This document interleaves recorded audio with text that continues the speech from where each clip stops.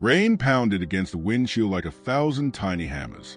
Inside the black SUV parked along a deserted back road near Baltimore, Maryland, a man in a dark suit lit a cigarette with trembling fingers. He stared into the night, eyes flickering with fear, guilt, and something else, relief. He was about to unburden himself. "You said this was off the record, right?" he asked, voice shaking. The journalist in the passenger seat gave a solemn nod. Her recorder was off. Her pen, however, was poised. "They think it was just one man, but it wasn't," he whispered. "You dig deeper, you'll find blood money in every office from here to D.C. This wasn't just another expose. This was the unraveling of a corruption scandal that reached the highest levels of state and federal government, one that had cost people their jobs, their homes, and in some cases, their lives. Before we dive deeper into the haunting details of the story behind the corruption scandal, make sure to hit the subscribe button, like this video, and share it with anyone you think will be interested in this chilling true crime case. Your support helps keep us going and brings more gripping stories like this one to the forefront. If you're new to the channel, be sure to catch up with our previous videos to immerse yourself fully in these gripping tales. Now, let's go back to the beginning. Baltimore, Maryland, 2017. A city torn between revival and rot. Once home to booming shipyard and steel, now scarred by political scandals and struggling neighborhoods. In the heart of this chaos was City Hall, a towering, beautiful relic of better days, now the epicenter of an unraveling deception. At the center of it all stood Mayor Curtis Langford. Elected on a wave of hope and promises to clean house, Langford was a war veteran, former prosecutor, and charismatic speaker who knew how to work a room.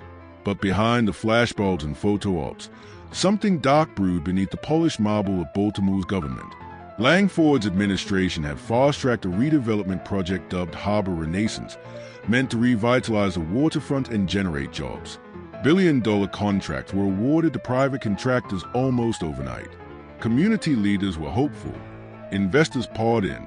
But no one noticed the ghost companies, the quiet resignations, and the sudden opulence of mid-level city officials, until a whistleblower vanished.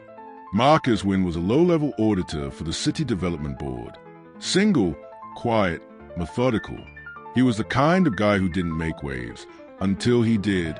3 weeks before he disappeared, Marcus had sent a flag report to Internal Affairs, noting inconsistencies in payments made to several newly registered LLCs linked to the Harbor Renaissance project. He tried to follow up. He was ignored. Days later, he was gone. Officially, he had resigned. But his apartment remained untouched. His bank account, frozen. And in a private message to his sister just before he went missing, Marcus wrote, "If anything happens to me, look at Harbor Renaissance. It's dirtier than anyone knows."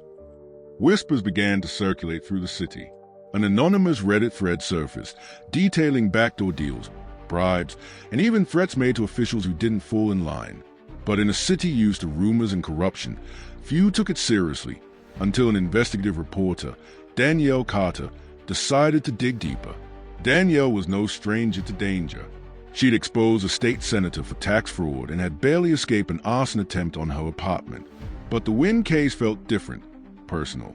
As Danielle began connecting LLCs with public officials, patterns emerged. The same addresses, the same board members, fake names. Money was being siphoned, millions of taxpayer dollars. Remember to like this video and hit the subscribe button if you're hooked already. There's more to this story than meets the eye. And trust me, it only gets darker from here. Danielle handed her findings to the State Bureau of Investigation. What she got back was silence. No calls, no updates, just a polite letter saying they would look into it. Behind closed doors, SBI agent Terry Griggs had opened the file and closed it within a day. Why? Because one of the companies involved had ties to his brother-in-law, who also happened to be on Mayor Langford's advisory board. Meanwhile, more whistleblowers came forward. Anonymous emails, encrypted voice messages. Each time someone talked, someone else lost their job or disappeared. Then, a body washed up along the Patapsco River. It was Marcus Wynn. Autopsy, blunt force trauma to the head. Official ruling, accidental drowning. Danielle wasn't buying it. She pressured her contacts at the FBI, and finally, Agent Sophia Calderon picked up the case. A rising star in the Bureau with a reputation for being incorruptible, Calderon assembled a task force. They traced financial trails, subpoenaed server records, and bugged phone lines. One by one, the dominoes began to fall. A city planner confessed to accepting bribes. A contractor admitted he never saw the site he was supposedly renovating. Calderon zeroed in on Deputy Mayor Alicia Benton, whose offshore accounts held over $3.2 million. Then, she vanished. When the FBI raided City Hall, it made national news. Danielle's footage of agents storming the building went viral. Hashtags trended. Protesters lined the streets. Mayor Langford was arrested on charges of wire fraud, racketeering, obstruction of justice, and conspiracy. But the trial that followed was a circus. Witnesses recanted. Evidence went missing. Key tapes were deemed inadmissible due to a technicality. Langford's high-powered defense painted him as a victim of a smear campaign led by political enemies and overzealous journalists. In the end, he walked free. A jury deadlocked 6-6. Charges were dropped. Case closed. Danielle Carter sued for defamation. Agent Calderon reassigned to desk duty in Kansas. Justice failed. Marcus Wynn's family never got answers. Protesters marched for weeks but were silenced. The Harbor Renaissance Project resumed under new management, this time with even less transparency. And Mayor Langford, he announced a run for governor. Why did so many officials connected to the scandal resign quietly, without prosecution?